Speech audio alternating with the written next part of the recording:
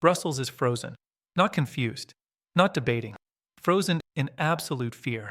This wasn't news. This was an impact, a geopolitical shockwave that ripped straight through the illusion of Western stability. While television anchors calmly read from scripts, behind the iron gates of the Parliament building, panic has erupted. Phones are ringing nonstop. Crisis rooms are burning through the night. Because Donald Trump didn't bluff this time. He didn't tweet. He didn't hint. He pulled the trigger. Before Europe even understood what was happening, a classified digital document landed on the desks of EU leadership at dawn. Short, cold, brutal. This was not diplomacy. This was an execution order. Trump bypassed every protocol, every warning channel, every special relationship, and activated Article 232 immediately. No talks, no delay, no mercy. The nuclear option of global trade war. Within hours, global markets started bleeding. A flat, merciless 25% tariff on every German luxury vehicle entering the United States. For Volkswagen, for BMW, for Mercedes-Benz. This isn't a bad quarter. This is extinction-level damage. Bank analysts are already whispering about a €15 billion black hole opening before Europe even reaches summer.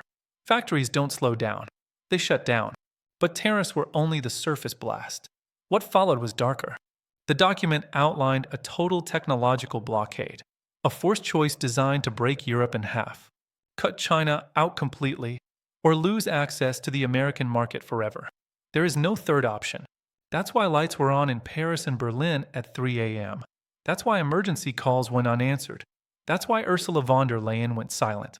She thought it was a bluff. She thought the system would protect her. That was the fatal mistake.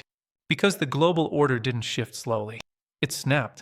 And Europe woke up staring into a financial abyss the evening news is too terrified to describe. The war has already started, and Brussels is already losing. So why is Ursula shaking? Why is the so-called Iron Lady of Brussels suddenly invisible? No press conference, no defiance, no speech about European unity. Because this isn't about tariffs anymore.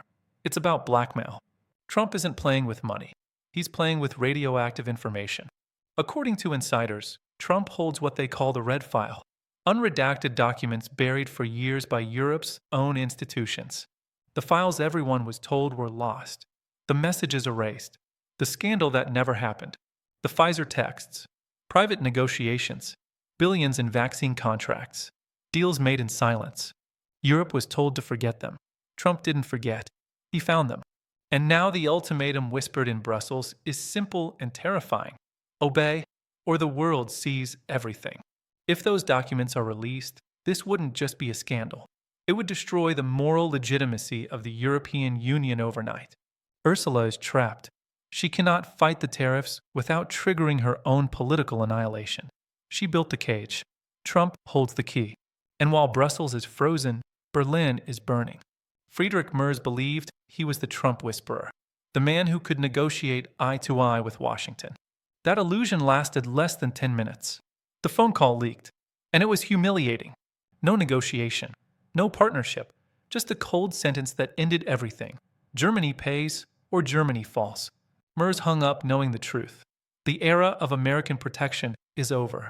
The safety net is gone. And while the establishment panics, their opponents celebrate.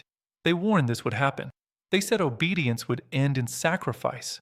Now the factories prepare to close.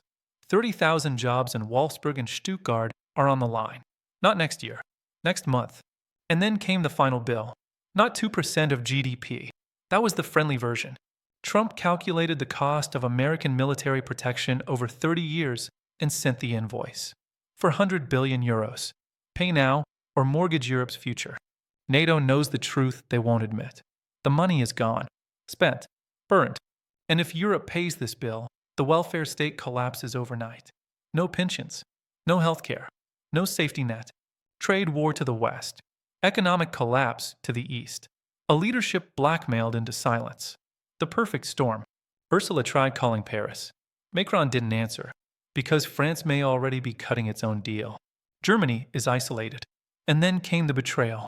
A secret midnight meeting. Not with Parliament. Not with Europe. With BlackRock. That's when the implication became clear. A fire sale of Europe has begun. Infrastructure, energy grids, water systems, citizen data, all up for sale to avoid bankruptcy. They hope you won't notice. But the question is no longer theirs. It's yours. Do we stay silent while our nations are auctioned off?